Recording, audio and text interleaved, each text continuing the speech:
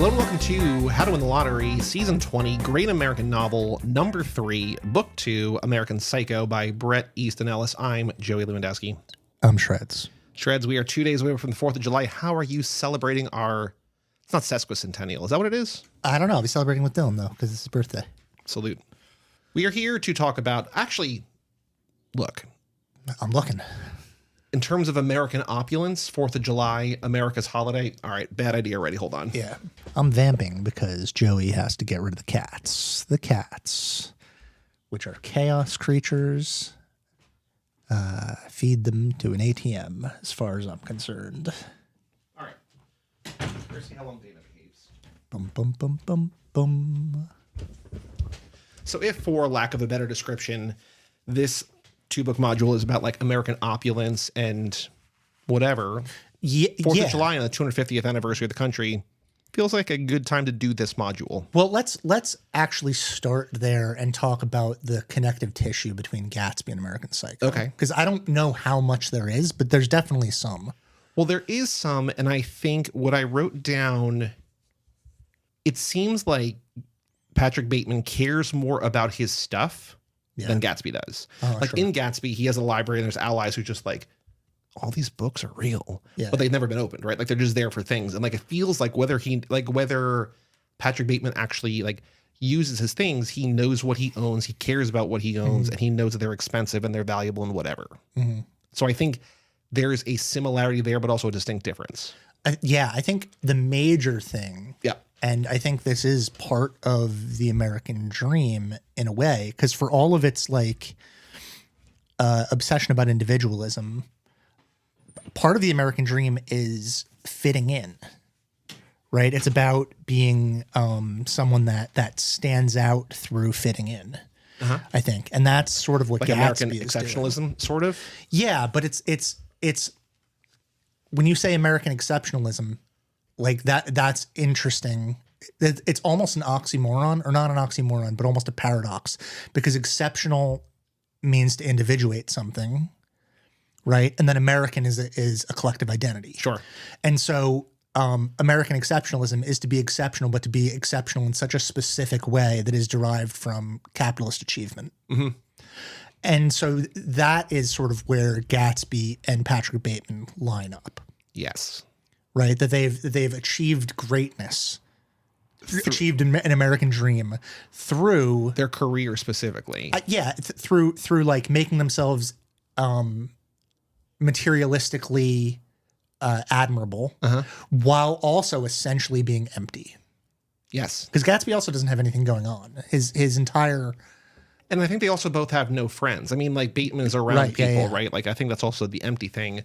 Like what strikes me... I mean, well, that's specific... well, I'm sorry, I interrupted you. No. I was going to pivot. Go ahead. Is that Gatsby in a crowd, nobody knows who he is. Yeah. And then Bateman also in crowds, nobody has any idea who he is. Everybody calls each other different names. Always misidentifying him constantly. I also think there's a thing, and this is not necessarily a comp to Gatsby, but it seems like the only thing Patrick Bateman gets complimented on ever is his tan. Like the only thing he ever, like when people say, oh, nice tan, like they always talk about the one specific thing. And it feels like he tries so hard to be so well-rounded in all of the things that he deems are important. Yeah.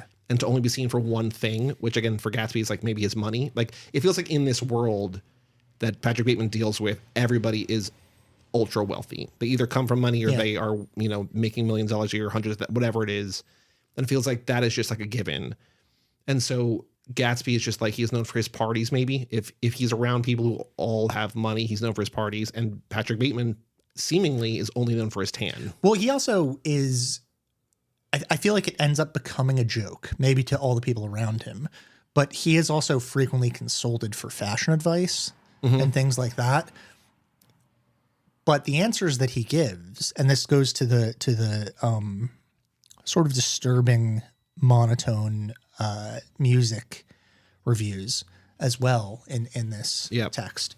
It just sounds like things that he's repeating out of catalog. Like he has no personality, which he's very upfront about admitting that it's just not there. There's a mask of personality, but once you get past that mask, there's really nothing going on. Well, I think that, I mean, we don't see it because we're following him, but it feels like after he leaves the lunch table or whatever and somebody else sits down, like they ask that person the same question too. Like it doesn't seem like they're going to him for advice. Yeah. They're just like, that's the question they're asking everybody that hour or whatever. But like, how do you wear a cummerbund without iron? Or like how you wear like a tuxedo without the front billowing or, you know, wrinkling when you sit down, or it just feels like that's the question of the day. Can you wear Argyle socks with a yeah. black pants or whatever? Yeah, and they don't care what he has to say. It's just like they're asking everybody that. So I don't know that actually they. Well, it's a kind of shibboleth, right? I don't know what that means. Oh, you've probably defined that on the show before, but I don't remember. I don't know that I have. Shibboleth is a word that it's biblical. Okay. It's a word that is like a key, right? I think it's Christians when entering a new land would say the word shibboleth. A specific new land is, I forget where, but they would say the word shibboleth as like a password. And then people who weren't Christian couldn't pronounce the word shibboleth. Oh, okay. With the fashion stuff is serving as a shibboleth for this group of men. Like you should have an opinion on this fashion and you should be able to slot yourself into any conversation and be like, I don't know, here's the deal with the newest turntable. Like if you think that you can wear white socks with gray slacks, you don't belong here because everyone knows if you're wearing gray slacks, you have to wear gray socks as well. Yeah, or if you can't just respond to this question of, you know. Well, I think there's also something very interesting, and like this is pointed out, I think, as the book goes on, and this is sort of straying from the Gatsby. Anything else to come to Gatsby or no? Well, I think we can touch on it as we go. But I think that there is something that, like, the more that he talks with people, and it sort of happens, I think, more in the back half of the book than the front half, that are not in his circle, you really see how, for lack of a better word, dumb he is, how he doesn't know anything. Yeah. And how people just see through his bullshit. Like when the guy who was searching for Paul Owen, like missing or whatever, like his interaction, like he's just like, oh, like this guy's like such an idiot. Like not even like thinking that he maybe murdered him or whatever. Like we're seeing from Patrick Bateman's eyes, and like he's worried that this guy's going to find out what happened or whatever. But just like, oh, this guy's like a fucking lunatic. Or like when he goes out with Jean, which it seems like he would be genuinely happy, or probably genuinely happy if he just married Jean and just had like a normal life. Like it's right there for the taking. She's the most normal person in the book and the only one that seems to actually care about him at all. Yes. And so it just feels like he has happiness available to him if he wants it, but he doesn't want that form or whatever. But I think the more you retreat from that circle of like everyone saying the same thing and going to the same 4 restaurants and same 3 clubs and doing the same drugs and drinking the same things and eating the same things and working at the same places or whatever, the farther at all you go from that, it's like, oh, that's all nonsense. They are idiots. They all think they know what they're talking about. They actually don't know anything. Like you were saying before, like at the very start of when we started reading the book, talking about like members of bands or songs by different artists or whatever. He immediately identifies Be My Baby as a Supreme song. And it's not. And it is a Ronettes song. And it's so funny how like they all just like say things to like feel like they know what they're going on. Like when whatever. I don't need to go to specific examples. He refers to the Elvis Costello album, My Aim is True, as My Aim is You. There's Milli Vanilla. Yeah, I got tickets to Milli Vanilla. Sure. It's like, I think it's Milli Vanilli. It's like, well, it's not for months anyway. Yeah, that's not even something that the audience, like the reader, that's pointed out as a mistake in here.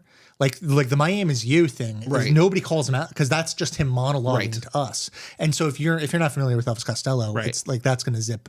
Well, there's also like the thing, like, and this is in between the two where it's not pointed out, but it's not just him. Like when they're at the U2 concert, he goes, "Which one's the Ledge?" Yeah. I think it's the drummer. Yeah, and like they're all just like idiots and they don't know. And that specific scene, like I think correctly, and I think the more time goes on and like there are just like higher end concerts that cost more money, it's like those people in the front row don't even know the band. Mm-hmm. They're just there because it's a thing to do. They don't even want to be there necessarily, but just like the next morning they'd be like, "Oh, I was at the U2 concert last night. The Ledge talked to me," or what's okay. Anyway, I mean, there's also he hangs the Paul Anka painting upside down or something the wrong way, which is funny because if you look at that painting, which is a real painting, it would be very difficult to hang make upside it up. down. Yeah. Well, he's an idiot. Yeah, he's a fool. So American Psycho, I think all of his books, or almost all of his books, Bret Easton Ellis's books, including this one, were in the pre-podcast mini module or whatever that you had me read. So I read through all of his stuff. Well, Ellis was an important writer to me growing up, let's say. And I don't know that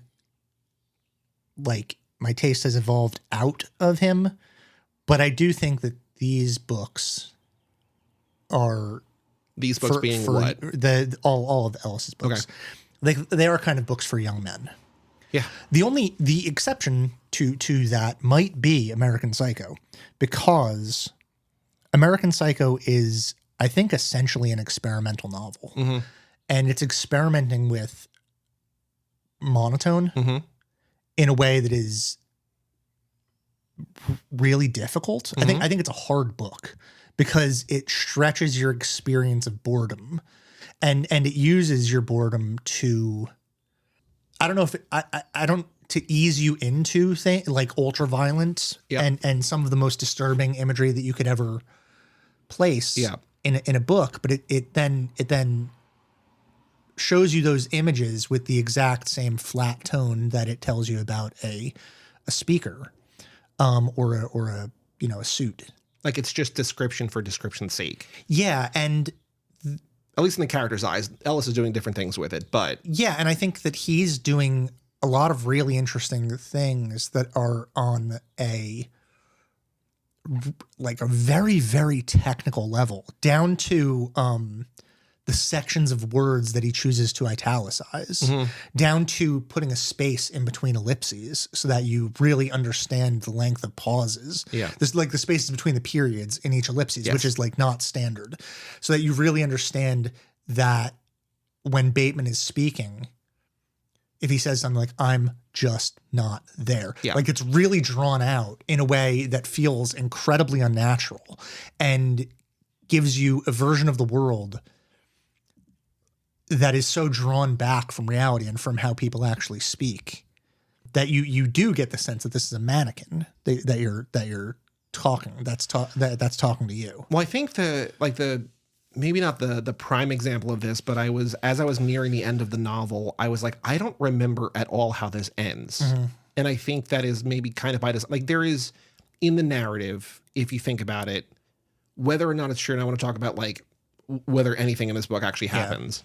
But like if everything he describes happens as true, which I don't think is actually the case, it makes sense that like the arc is like he murders someone and then is essentially let off the hook, and like that is behind him now, and we can sort of move on, and the book ends there at a certain point. Yeah. But the reason I didn't remember how it ended is because like it ends just like any other day. Like it's just another lunch. It's just like, because his life is just monotonous. Right. With kind of an iconic final line. Yeah. But this is not an exit, showing that like he is entering a perpetual loop of these things, which is also, I think, for a book as long as it is, it's really interesting because you think that the way that it would go, it's something like 50 or 60 pages before the first actual act of violence, when he kills the homeless man and stomps on, or he doesn't kill the homeless man, because the homeless man comes back later, but he carves out the homeless man's eyes and then stomps on the dog's paws. You were never in Vietnam. Yeah, right. Yeah, he gets mad at him for that, which is funny. But you would think that the book was moving in a similar way to how the movie moves. And this is, I think, maybe one of the movie's real flaws, because I think the movie is actually one of the great adaptations of a novel. But I think this is a flaw in the movie. The book has peaks and valleys to his insanity.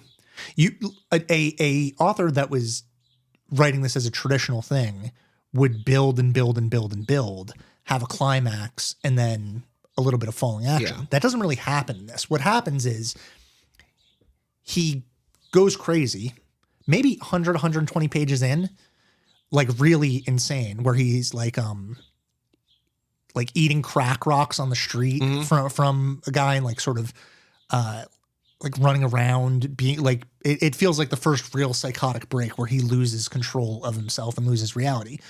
And I think in a lot of books, and maybe even in Ellis's earlier books, which are much shorter, only like 180 pages or so, that would have been the climax. Right. But Ellis like draws way back from that, has him re-enter society, and essentially nobody even recognizes that he had a psychotic break. You get another 100 pages of him talking about stereos and stuff before you get another major breakdown.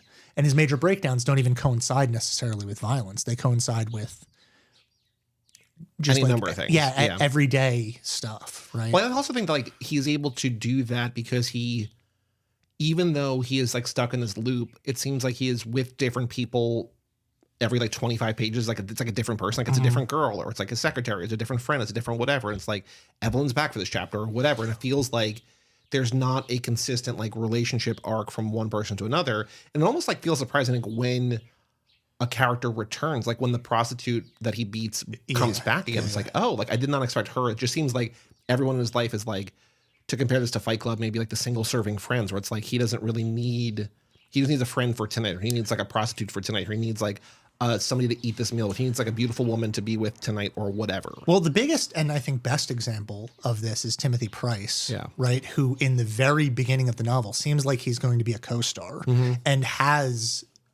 is given a lot of the best lines. Well, like the first like 10 pages of it are just like all about Timothy Price. Like we don't even know that, like it feels like a real kind of bait and switch that Patrick Bateman's the lead, because we learned so much about Timothy Price before we even know that Patrick Bateman exists. Yeah, Price gets a lot of the best lines. He has the sort of has a lot of the harshest lines towards homeless people or towards whoever.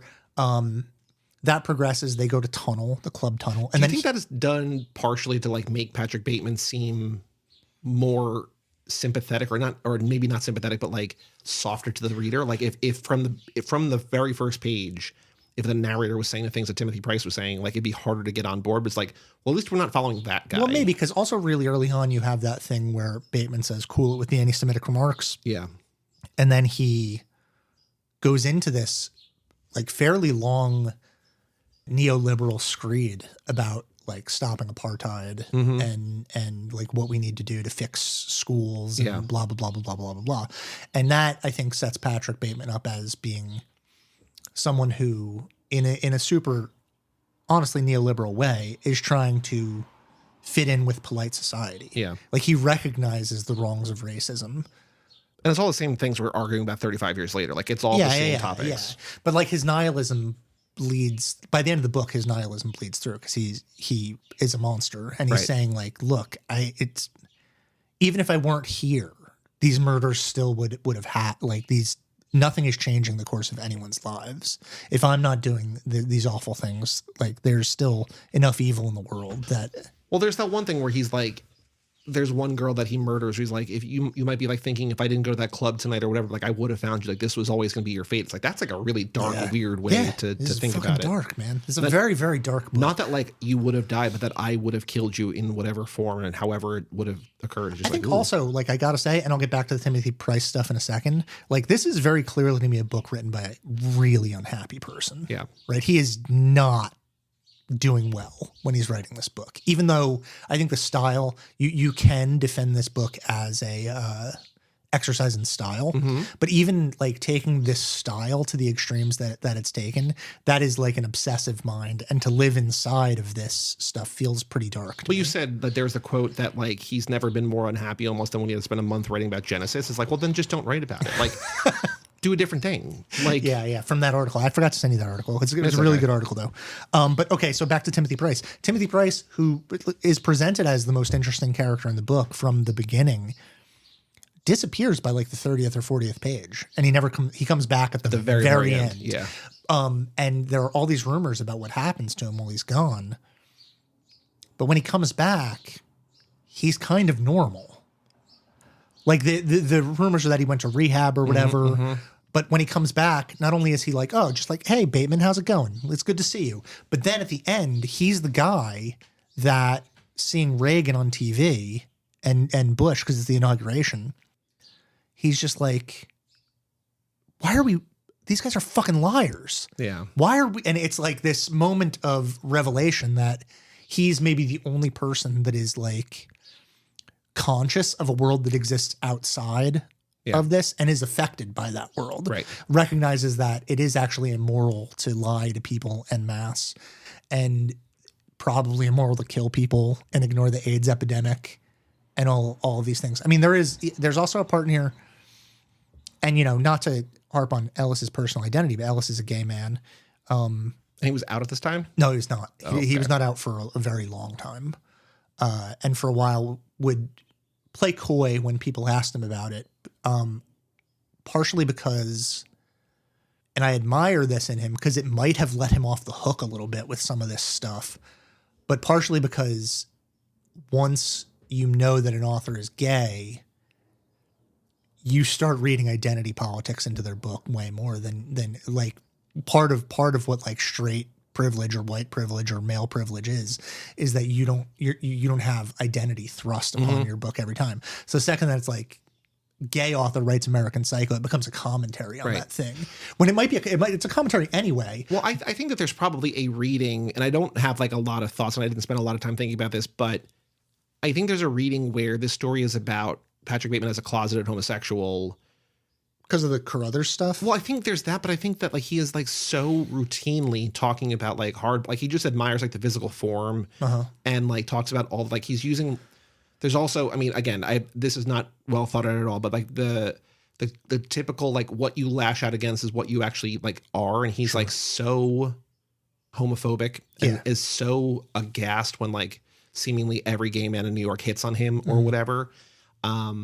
And then when Carruthers is like, no, like we hope like there's the possibility like, you know, like why'd you do that last night? Like they're talking about like things that happen again, like whether things happen or not.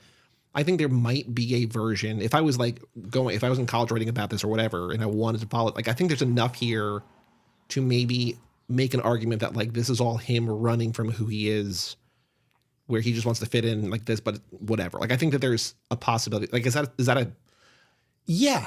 I mean, I think you can. Have people like talked about that? That like is that something? I'm not sure. I haven't really done that much academic thinking or reading about this book, but there is. I mean, Bateman is so, and Bateman's like crowd is so ignorant of the AIDS epidemic that there is a part at the end where I want to say it's Courtney or someone misreads a sign, and the sign is obviously the silence is violence sign because that's the thing about that people would say about AIDS, right? Silence is violence. Don't, you know, keep. And then he corrects her and he says, I think it says science is violence. Right. And that's like such a typical Ellis thing to do, which is assume that the audience knows what he's actually talking about, have one character misinterpret it, and then have another character correct that misinterpretation incorrectly. Yeah. And so we're through so many different levels of these people are fucking idiots. Right. I mean, something that I really admire about Ellis is he writes dumb characters really, really well. Yes. And he always has. And that's such a hard thing to do. I think something that I texted you early on when reading this book was one of the remarkable things about this book is that there are very few conversations in which anyone understands anything that anyone else is saying. Right. The only conversations that are not incredibly confusing or when people aren't just talking completely past each other are conversations about fashion or conversations about where to get dinner. Well, it's the things that they know. Yeah. And even those things get confusing too.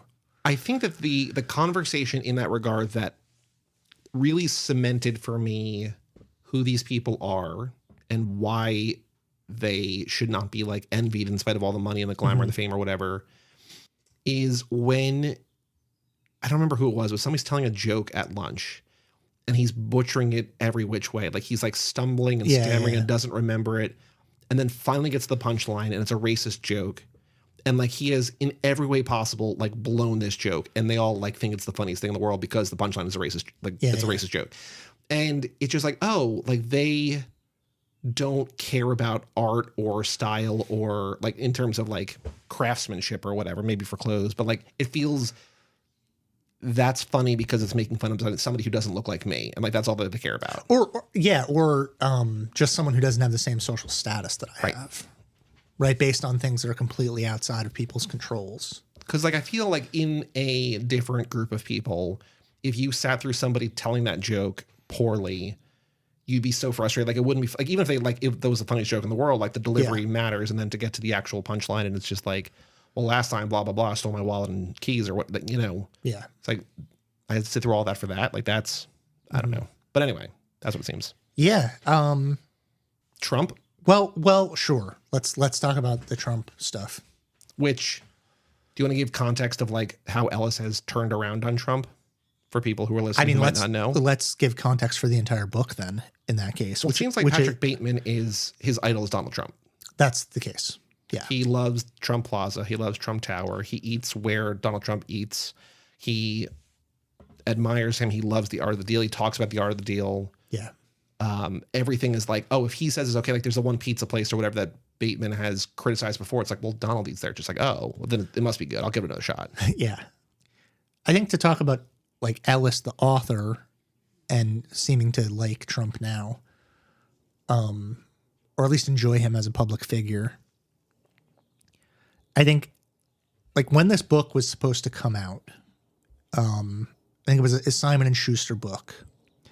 There was a like pre-publication thing where the Simon and Schuster released excerpts to things to certain groups of people, and a couple of scenes from this leaked. One of them was a violent scene where he was, I think, killing a prostitute maybe or something like that. And so context free, that scene made its rounds. It ended up in the hands of, I forget the name of the woman. She was the head of the National Organization of Women.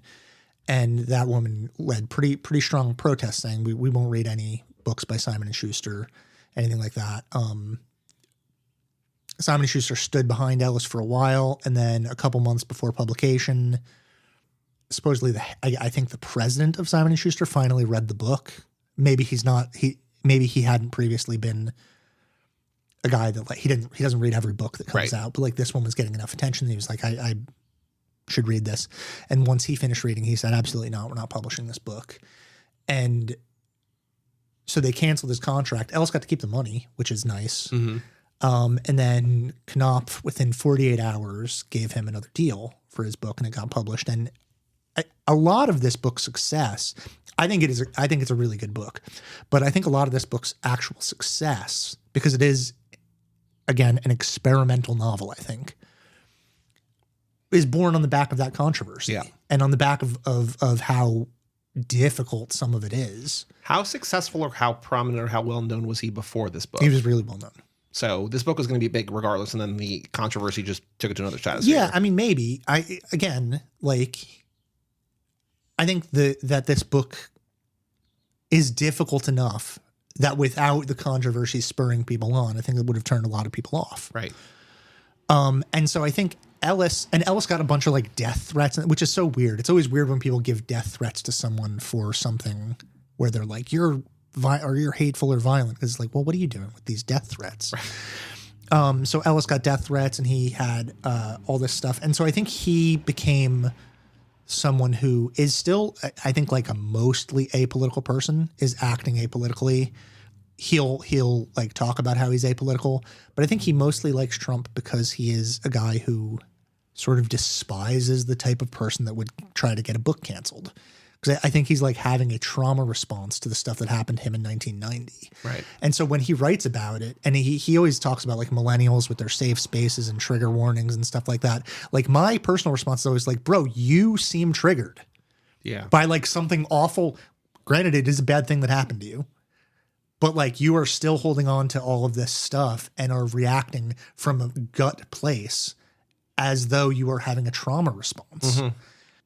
I think that's why he likes Trump, because Trump is, outside the system. Yeah. And even while being within the same way that Ellis is someone who's within the system, obviously. It's not like Simon and Schuster closed him down and he had to self-publish or something like that. He was still picked up by one of the major publishers and almost released immediately. Yeah. And had a huge like run and has had, great institutional success. Yeah. More so than someone who is writing similarly controversial novels like Dennis Cooper or Matthew Stokoe or someone like that, but don't have that institutional success. Right. So like, I think that's what's going on with that, because I also think that his recognition of Trump as Patrick Bateman's hero sort of signals that he knows what's going on with Trump. Right. Right. Like that feels super obvious to me. Well, I think there's also maybe a difference between like admiring somebody who is like what Trump was then without actual power, and then what Trump is now, which is the same person, but now with like ultimate power. Yeah. And there's a difference. Yeah, for sure. Because like you could love him for like what he says and what he does when he like is a TV host and like runs a company or something, but then all of a sudden when that company is America and different thing. Yeah, because like look at this wacky guy saying crazy things. There are two things. I think this goes back to the earlier conversation about experimental novel. that I want to talk about. Number one is at one point he says, "Did I do this on purpose? What do you think? Or did I do this accidentally?" It's just like, why are you talking to us now? Like, where's... There's also a part where he says, which will so-and-so will have happened by the time you finish reading this sentence. So there is a direct address to the reader a handful of times. And there's also even more shocking, but also like so subtle that like you don't even realize it maybe, is when he is running from the cops at the end, if that's actually really happening. It goes from I to Bateman to I in the same scene. Yeah. And it's like... Yeah, it's a disassociation because he is crazy. So do you think any of the crazy things he has done in this book actually happened? Yeah. Do you think all of them happened? Well, okay. So I think that there is a narrative distinction here that says that it doesn't matter. Okay. They all both happened and none of them happened because what the commentary being made is that all of these guys are the same.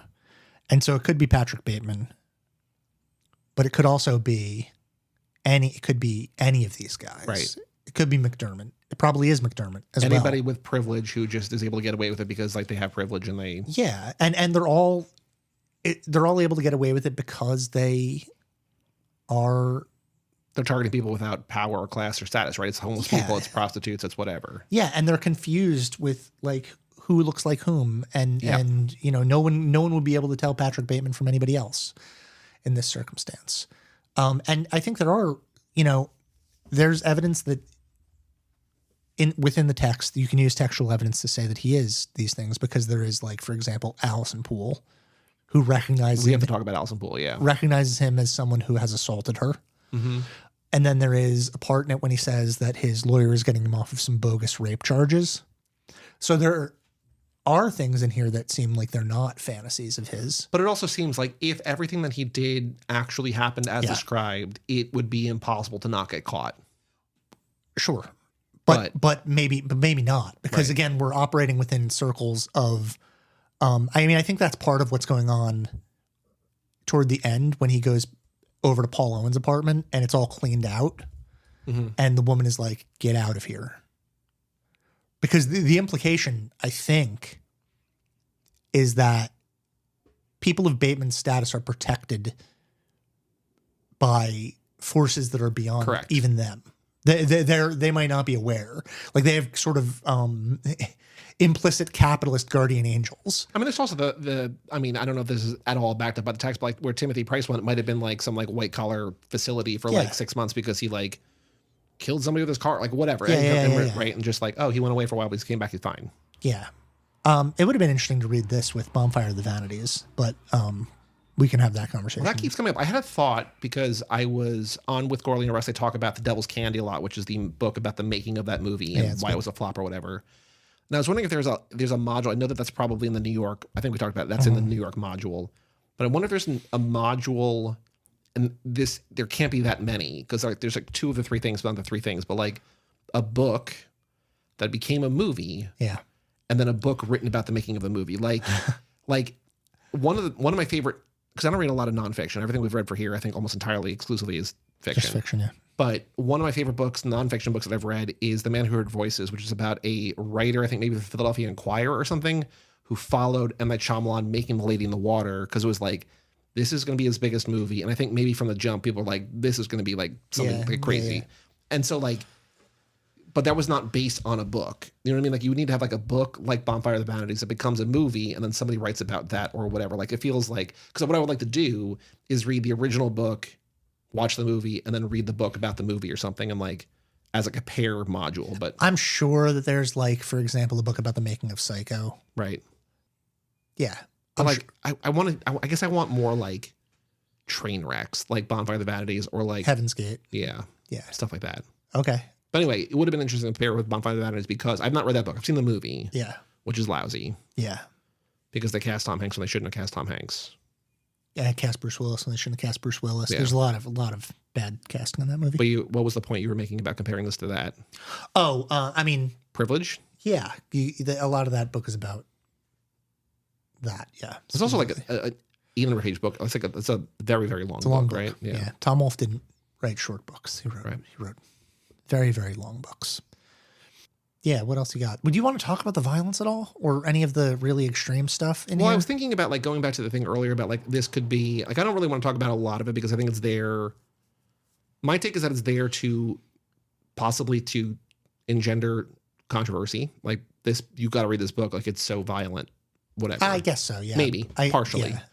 I think also what you were saying before about it is just descriptions, like the same way he's describing a knife or a TV or a piece of art is also describing the way he's having sex with a person, or It like elevates to such extreme measures by the end, where he's like pulling intestines out and eating them while he's like pulling them out, or like he decapitates somebody and like has the head on his erect penis as he's walking around the apartment. Yeah. Or the car battery thing, or the rat thing. Yeah. Like it gets to such incredibly obscene places that it's not even like Texas Chainsaw Massacre anymore at that point. It's something else entirely. Right. The only other thing that I want to say about this, and it probably is not foundational because I think later it doesn't follow this, but when I was saying before that this could be a book about a closeted homosexual, I think in the first very graphic, explicit sex scene, I don't think he ever has vaginal sex. I think he's only having sex with these prostitutes, or like the sex, like whoever he's bringing in, like it's all anal sex. And I feel like there's something where it's like, it feels he's admiring maybe the form, but doesn't enjoy. I mean, I don't know if he enjoys any of this. Like, I think he's like looking for thrill, but I think he doesn't enjoy anything. I think that there is stuff in that scene where it's like, this is not the kind of sex that he wants to be having. Okay. But this is this kind of sex that is societally acceptable, even though it's like he's hiring a sex worker, which is not necessarily, but still like. Well, the sex worker stuff is that's a power move, right? Yeah. That's him like once again showing that he has financial power over people. Right.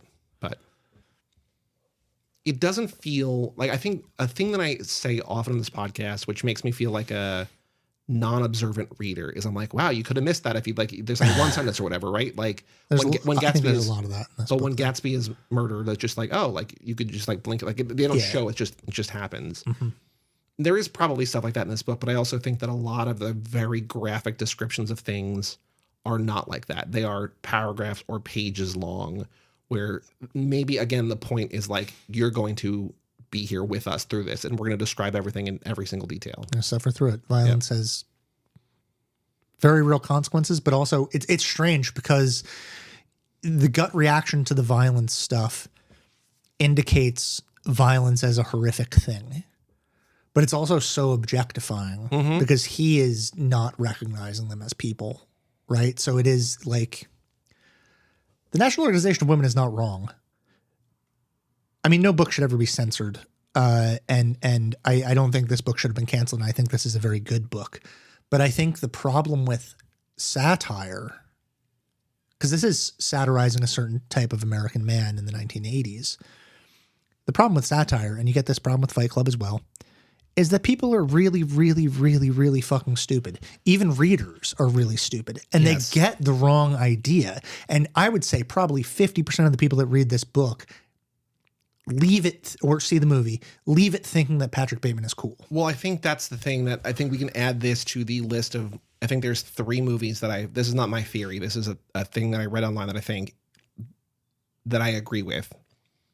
We can add this to the list of things that are satirizing like people this movie or this book or whatever are making fun of, think it's cool. It's like Fight Club, like you said. It's this. Yeah. It's Spring Breakers. And it's Pretty Fly for a White Guy by The Offspring. Yeah, sure. No, and Josie and the Pussycats is like targeted toward like they're not necessarily like, I think the more specific thing is like these are targeted to an audience that the movie or whatever is making fun of. Mm-hmm. But it's like, hey, you love pop bands or whatever, like come see this movie. But it's like, you're an idiot if you like these things. Yeah, and like this is not Ellis's fault, because Ellis could not make it any more clear. Right. I don't think this is a subtle satire. No. I don't think he is, like, if anything, he is taking a moral stance against all the things that you might think is cool. Right.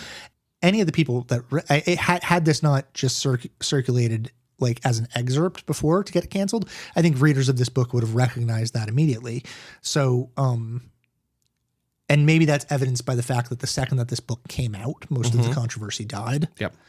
But at the same time, I've known enough people in my life that quote Patrick Bateman in a way that they seem to really admire him.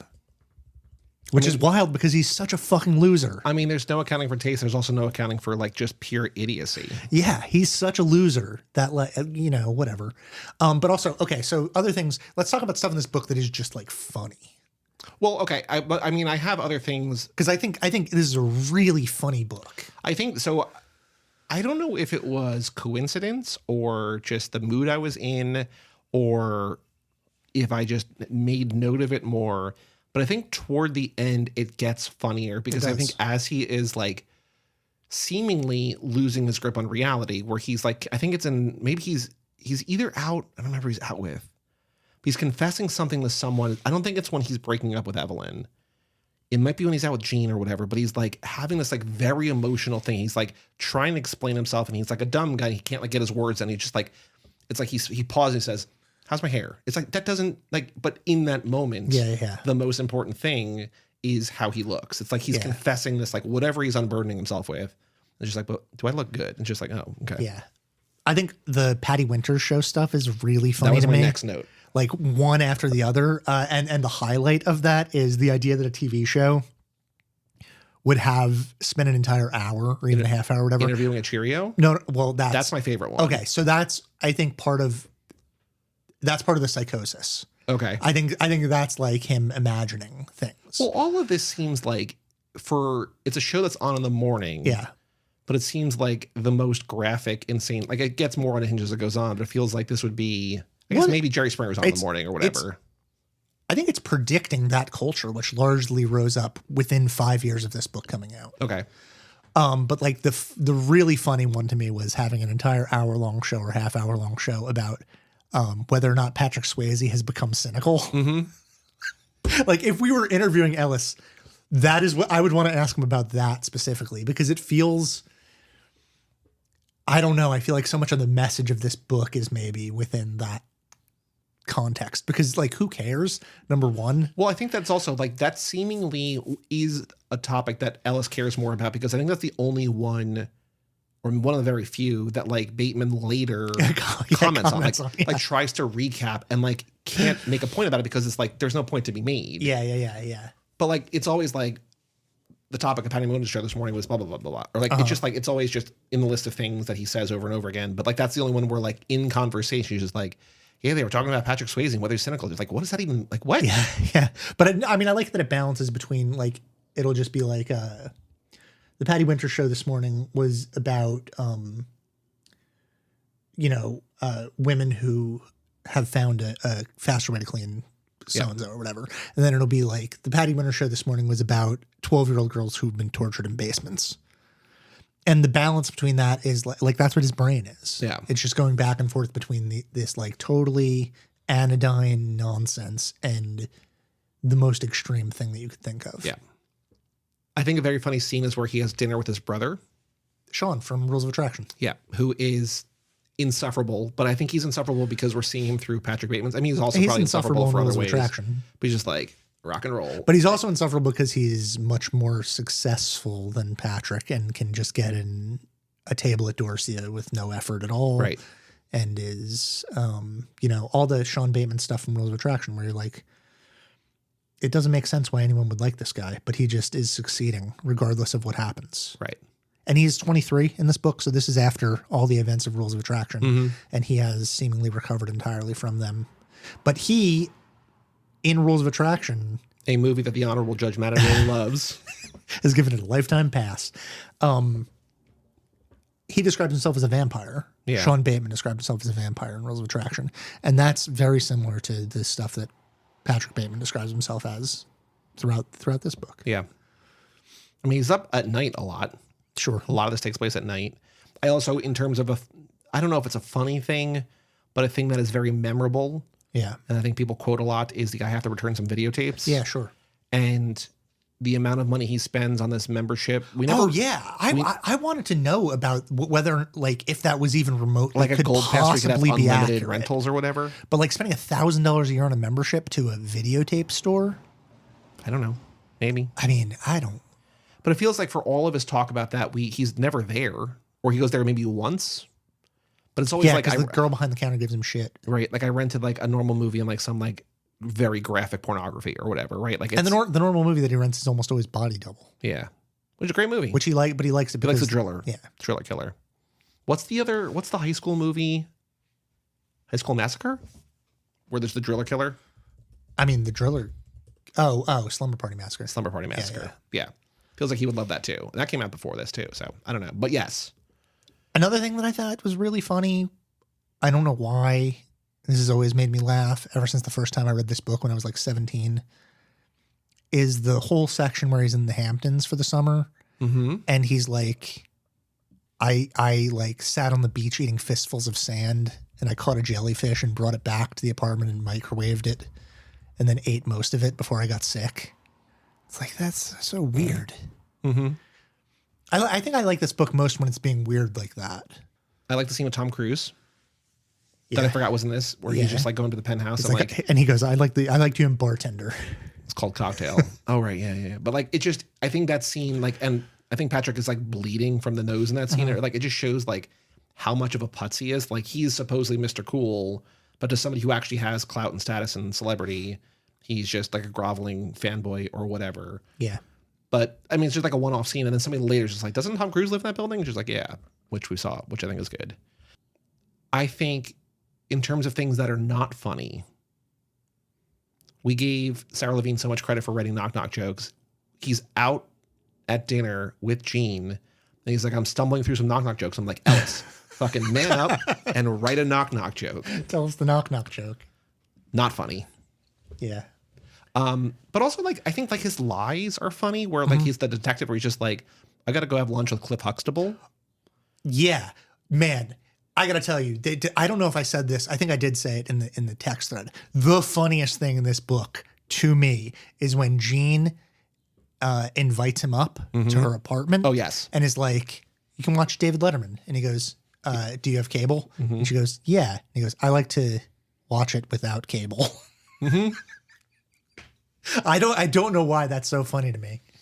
There's like little things like where I think like, I mean, that's like an eccentricity or just like a lie or whatever. But like, there's so many lies that he tells that are so easily like dispelled, where he tells the detective like, oh, I gotta have lunch with Cliff Huxtable, which is like, well, that's the Cosby Show. But then he's just like, at Four Seasons, he's like, I thought that was Uptown. It's like, no, there's one around here. It's like, no, there's not. Like, Yeah. Like, also, Cliff Huxtable at the time would have been like one of the most famous. Right. It would be like saying you're going with Homer Simpson or something like that. And I think like I almost want like a Rosencrantz and Guildenstern of that detective, and like see Bateman from like Kimball, yeah, a sane person's perspective, because like it would be such a cartoon, this sweating guy or whatever, and like, yeah, I don't know. One of the funniest chapters I think is the conference call chapter. Okay. Called Another Night, where they're trying to figure out where to go. Oh, yeah, and yeah. It's at the very end of the book, right? There's the call waiting, and he keeps like, he has Evelyn and maybe Jeanette, or like he's got two people that he's like sleeping with, go to the same place, but none of them are there, but the two women are there, and they call him angry because they're both there and they're waiting for him, but they keep having to like it's just very funny. And they keep missing the reservation because they keep arguing about where they're going to go. And at one point it's just like, I canceled a reservation we didn't have because I thought it's just very funny. Yeah. Yeah, I think he's such a good writer at that stuff. Yeah. I think the only other thing that I have in my notes that I want to make sure we talk about is the Alison Poole stuff. Okay. Who you have talked about seasons and seasons ago, because she is the crux of your 8-season Netflix series. Well, so Alison Poole is based on Riel Hunter, who was a girlfriend of Jay McInerney, and also ended up being the person that John Edwards, the politician, had an affair with that ruined his political career. Right. He was like one of the up and comers in the Democratic Party, and was like I think he was John Kerry's vice president, and then was someone that was going to like be, you know, one of the futures of the Democratic Party. Then he got caught in this scandal. But so as a character, she's in Story of My Life, Jay McInerney's Story of My Life, one of my favorite books, and then she's in this as someone who accuses Bateman of sexual, or doesn't accuse, but is like a survivor of Bateman's, and has a like not confrontation with him, but has a moment with him where he knows that she knows and that she remembers what he did to her. Which is a very weird thing to do about a woman who really exists. Very weird thing to do about a woman that really exists. It also feels like even more weird and petty where like they mention Alison Poole and they're like, oh yeah, she's that, you mean that bimbo? It's just like, even without the sexual assault stuff, it's like the way they refer to her, and then like you meet her, like she pops up very briefly later. It's just like, why is this like? But then she's a main character in Glamorama. Right. So I think Ellis is removing her from her origins as Jay McInerney's girlfriend and putting her into this context. Use a different name. But the name, using Alison Poole, is like kind of what's fun about it. It is, but still, like it's a crazy thing to do. Yeah, it is. It is. I don't know. Because you could also do the secret history in there. Mm-hmm. Like you could adapt like this Bennington like canon of I think that's where we talked. I think it was on the secret history episode. I think we talked about you would go probably Less Than Zero, Secret History, Rules of Attraction, Story of My Life, American Psycho, Glamorama, The Politician. Mm-hmm.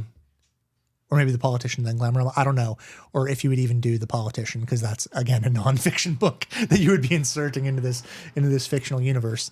And then maybe Ellis's other stuff because Ellis becomes more and more meta. Like a thing that I appreciate about Ellis is that this is like spoiler alerts for every book that Ellis has ever written, but like they have all this intertextual characterization stuff. But then by the time you get to Lunar Park, Ellis is writing about himself as someone who has written these books. And then after Lunar Park, you have the sequel to Less Than Zero, where Clay is the narrator again, but he says, like, the very beginning of that book, he's like, they made a movie about us because this fucking idiot that was hanging around with us that was just some, like, loser, right, ended up writing a book about us. Imperial Bedrooms? What's the Imperial Bedrooms, yeah. Okay.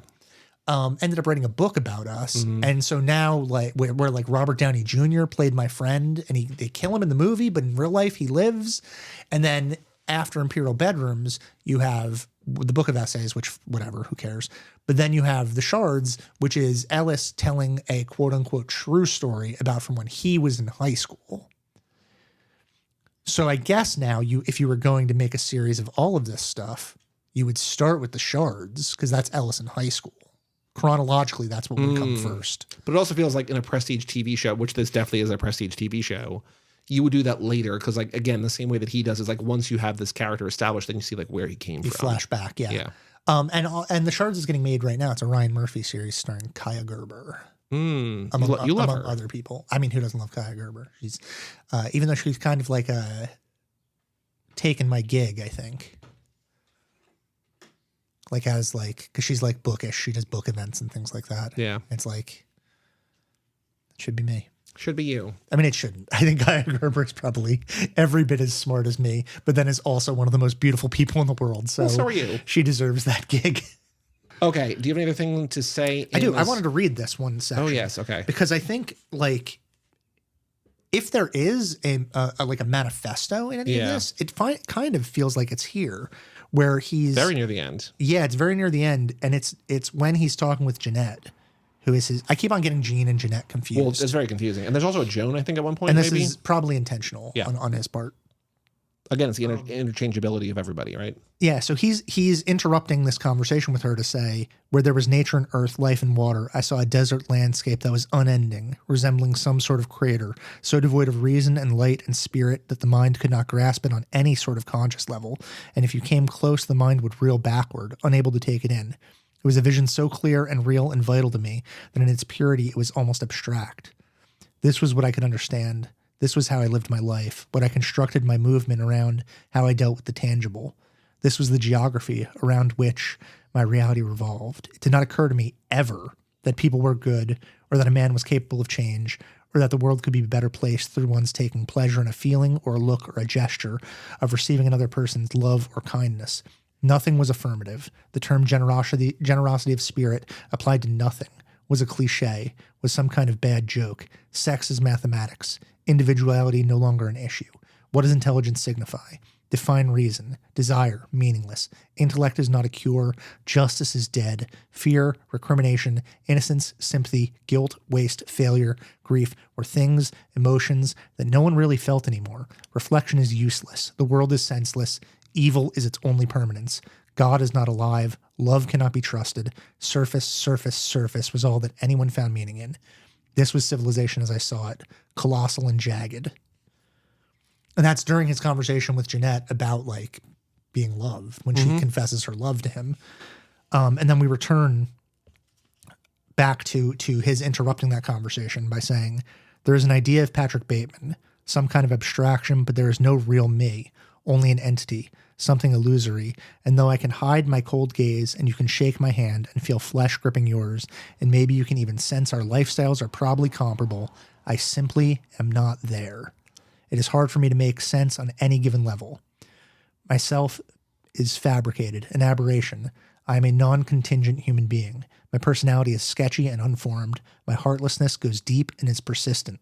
My conscience, my pity, my hopes disappeared a long time ago, probably at Harvard, which I'm going to sidebar here. Not at Harvard, because there is a part earlier in the text where he talks about how when he was 14... Or no? No, yeah, Harvard. Oh, but okay. He talks earlier in the text that when he was 14, he raped one of their family's maids. My hopes disappeared a long time ago, probably at Harvard, if they ever did exist. There are no more barriers to cross. All I have in common with the uncontrollable and the insane, the vicious and the evil, all the mayhem I have caused and my utter indifference toward it, I have now surpassed. I still, though, hold on to one single bleak truth. No one is safe. Nothing is redeemed. Yet I am blameless. Each model of human behavior must be assumed to have some validity. Is evil something you are, or is it something you do? My pain is constant and sharp, and I do not hope for a better world for anyone. In fact, I want my pain to be inflicted on others. I want no one to escape. But even after admitting this, and I have countless times in just about every act I've committed, and coming face to face with these truths, there is no catharsis. I gain no deeper knowledge about myself. No new understanding can be extracted from my telling. There has been no reason for me to tell you any of this. This confession has meant nothing. I think that's about as dark as you can get in a book. Like, he's just saying, look, it doesn't matter if you kill people. It doesn't like, badness doesn't matter. I don't think Ellis is saying that. I think Ellis is like probably felt that. I think that's coming from a real place of confession, because whatever. I might not be right about this, but I think Ellis, when he was writing this book, was like hurting badly. I don't know why, but I think he was like in a lot of pain when he was writing this book. And I think that kind of nihilism is a way to wallpaper over pain, because you get to say, like, nothing's getting better. Yeah. And that's just like a way to deal with your own situation. Because you say, there is no free will. Everyone is blameless for the terrible actions that they do. And so this hurt that I have, I think he associates a lot of this book with his father, or at least blamed a lot of this book on his father. He said he used to say that Patrick Bateman was his father, before later on coming to terms with it and saying, no, Patrick Bateman is me. And I'm like dealing with my own problems through this book, not the problems that I have with my father. But, it's probably both those things. It's probably a million things. But it's such a bleak worldview.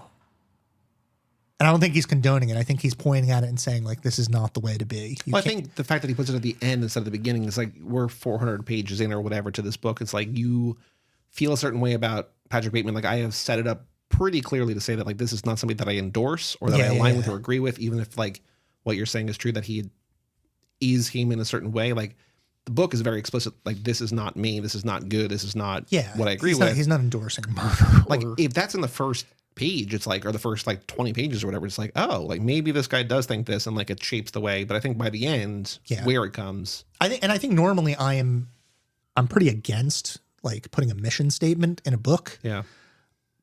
But I think because I don't know that that's a mission statement necessarily. It's just showing the worldview of this guy in a way that makes us make sense out of him. Mm-hmm. Anyway, it's a downer, man. I read that and I was like, I think that might be some of the best writing that Ellis has done. What do you think of? Do you think Luca Guadagnino can pull this off? Or like, why would you want to? That's my question. Why would you want to try? I don't know. Like, we talk about this all the time, and we're going to talk about it in the next module, which we're not going to spoil, but it's a thing we've done before. We're doing it again. But I think in terms of adaptations, what you've said before is always the right way to do it. It's like you remake good source material that became lousy movies, or a mediocre book that could become a good thing or whatever. Like, there are things that where there is success in adaptation, but this is a good book that became a good movie.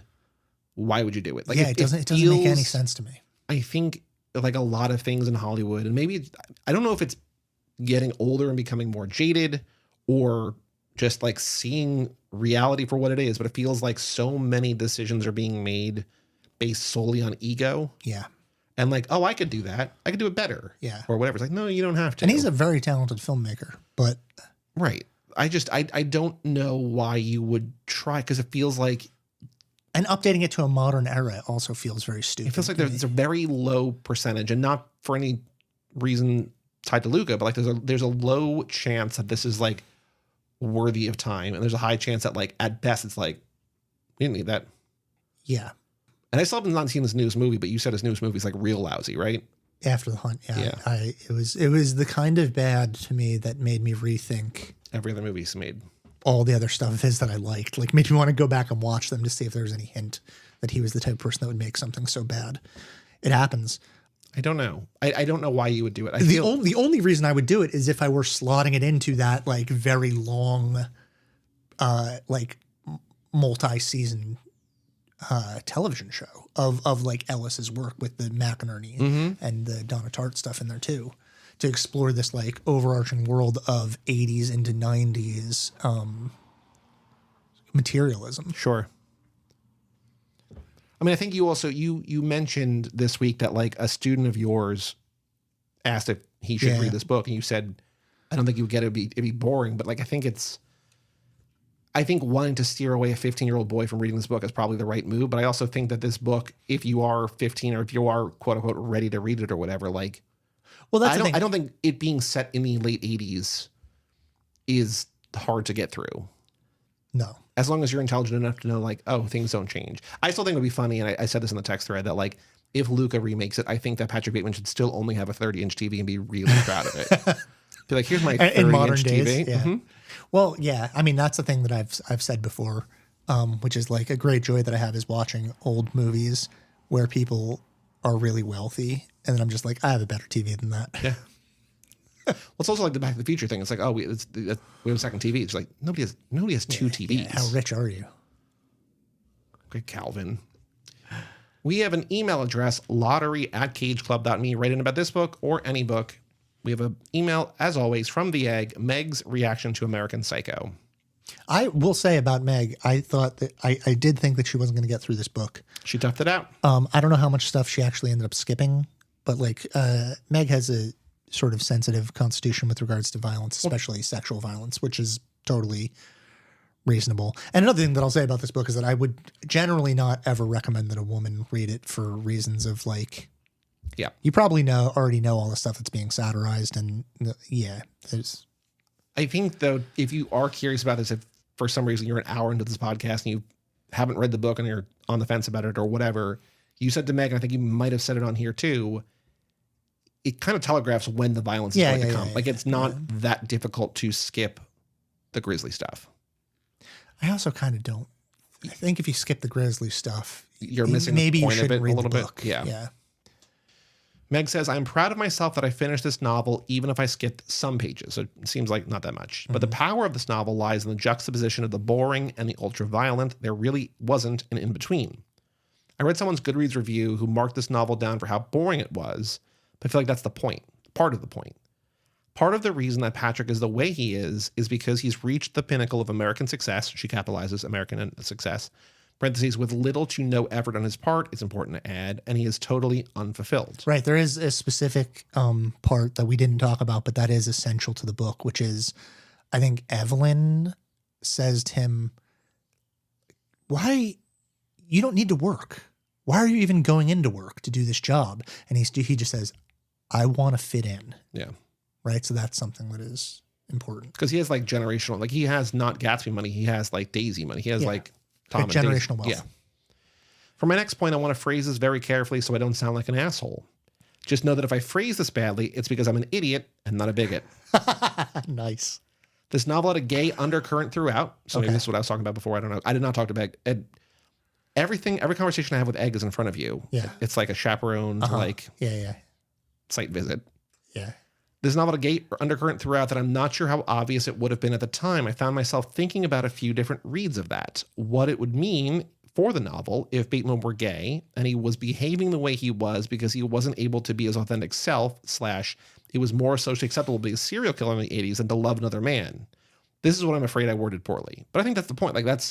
I think that a lot of this is him acting out because he is, there's a reading. I want to say that I think that Ellis himself would probably wholeheartedly reject that idea.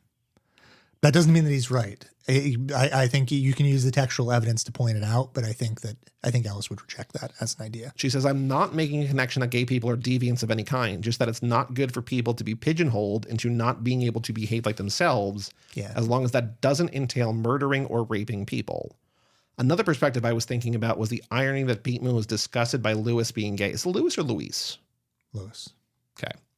When Bateman himself is the evil and disgusting one. I will also say, I listened to the audiobook here, not narrated by Pablo Schreiber, who pronounces Hermes as Hermes and gets a lot of things wrong. I don't think by design. Yeah. But I did for the first time. I was saying to you guys, I think it's a new-ish feature from the last couple of months in the Audible app. I think if you own the Kindle and the audiobook, you can do a read and listen where it shows like it's a Kindle book and it just highlights the word being read. So like if you're like having a tough time blocking in or just like want to hear it read to you as you read it or whatever, it's a cool way to do it. Okay. But he called him Lewis. That's why I think it's Lewis. Yeah. I don't. But it's Luis. So like it's spelled Louise, but it's. I know a kid named Lewis. Okay. That grown up. This novel is aged in interesting ways, the Egg writes. There are several instances where there's a layer of irony that is only developed after the fact, but in ways that enrich the story rather than muddle it. I mean, Trump is the big example of that. For example, there's an annoying amount of Trump references, she writes. Yeah. This makes the novel all the more relevant because it is able to make the connection of the dangers of capitalism then and leading into now.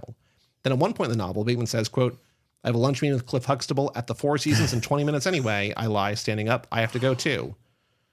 At the time, this would have come across as Bateman putting on a fake veneer by invoking the Bill Cosby character. However, it is now common knowledge that Bill Cosby is a horrible man, which we didn't talk about. And so the scene instead highlights the parallel of both Bateman and Cosby putting forth fake personas of being good people. Sure. The last thing I'm going to talk about is the fact that the only time that Bateman ever came close to facing consequences for killing people is when he killed men. However, there was a layer of humor in the end result of him killing Paul Owen. The running joke of everyone mistaking people for someone else pays off in a plot point in that Paul Owen is quote-unquote seen in London, and it's therefore unknown whether this means that the killings are in Bateman's head or if no one making real connections with people is what allows evil to flourish in the world. All in all, a novel I didn't really enjoy reading, but more to discuss than I was expecting to. Yeah. I think it's an important novel in the American canon for a lot of the reasons that we've talked about today, but also I want to highlight again that Ellis is a prose stylist.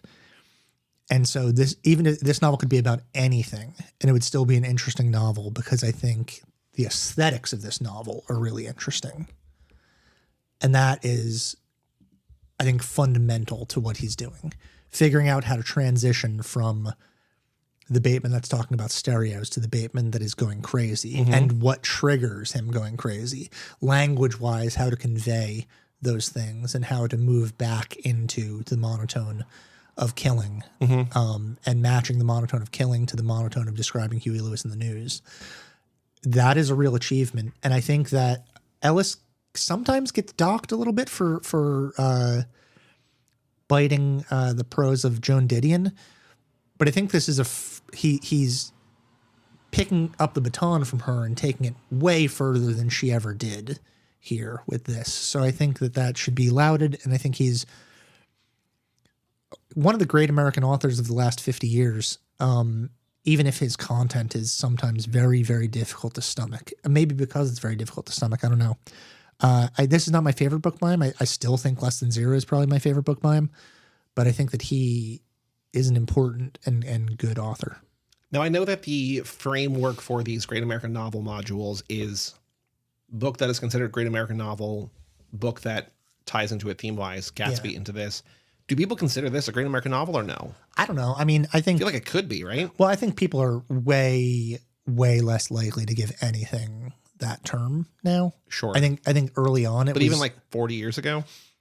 Yeah, probably. I mean, I don't know. I think maybe someone probably called The Corrections the Great American Novel. Right. But I think there's very few novels that because part of it is for better, mostly, I don't know, is that we've moved so far away from a monoculture that any individual novel being able to sort of liquefy the American experience into 400 pages is much, much harder now. Not only because of that, because of there are a lot more voices, a lot more diverse voices in America, and we've now those voices have access to media in a way that they didn't. And so I think like a newspaper is less likely to go like, this is the Great American Novel. Right. Unless I think now you might get that. I'm not doing a cancel culture thing here or a white people have it so bad thing here, but like you're way more likely to get someone referring to like a Sandra Cisneros novel as the Great American Novel because it covers like the Latino experience in America. So you can say like, well, now that we can include this Latino experience in America, we can call this the Great American Novel. I think the chance of you getting like a white dude right now who is like, oh, this is the Great American Novel, unlikely, because we're less content with saying that the white experience is the American experience. The one other point that has nothing to do with that really, but it reminded me is that there is a bookstore in town and they've moved locations. The new one I don't think is open yet, but they have, like many bookstores do, they have shelves in the front windows to like show like the kind of books. And I was like, have we read any of these? The only one, and I was surprised by this a little bit, but also it kind of fits in, or it reminded me, is the Book of Unknown Americans by Christina Henriquez. And I was just like, oh. Sure. So I feel like, that is definitely in line with the kind of books that bookstore sells. But I was just like, oh, that's like, I did not expect that to be the one. But in terms of like capturing the spirit, like that is, it feels like to what you're saying, more of like a modern, like this is the actual American novel, the American experience, whatever. Yeah, because we hid that experience from pop culture for so long that now it, at least in novels, kind of is having its day in the sun, I think. Right. And that's also funny to me that like, again, not that people are calling that would never fit into one of these, but that was a Delaware book. It wasn't even a Great American Novel, just like we did it because it's in Delaware, baby. It's like, well, it's not really about Delaware, but also I know that we can't do outro songs, and I know that he talks about Genesis and he talks about Tina Turner and Huey Lewis, Whitney but Houston, I think not Tina Turner, but yeah, Whitney Houston. God damn it! I was like, it's not Janet Jackson. To me, the one that stands out the most would be Madonna's "Like a Prayer." Yeah, right. Because it's never like there's not a chapter on Madonna, but just like he is alone, right? Everyone will stand alone. It's just like and there's the repetition of those lyrics, yes, in a way that you don't get with the other ones. I mean, obviously, this song that you associate the film with is "Hip to Be Square," right? Because that's what he kills Paul Owen while listening to, right? Yeah, and I've read this. Paul Owen's Jared Leto, right? Yeah. I read this thing about the movie where Ellis was like kind of pissed that he didn't get a screenwriter credit, even though he did not write the screenplay, because unlike basically every single other adaptation of a book that has ever been written, there is not a line of dialogue or a scene in that movie that is not in the book. Yeah.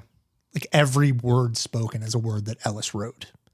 And every scene is something that Ellis imagined. So the person that wrote the screenplay just like kind of compiled Ellis's work. So he was like a little bit pissed that he didn't get a screenwriting credit. Maybe feels appropriate. He should have. Yeah. Who knows? Anyway, keep reading.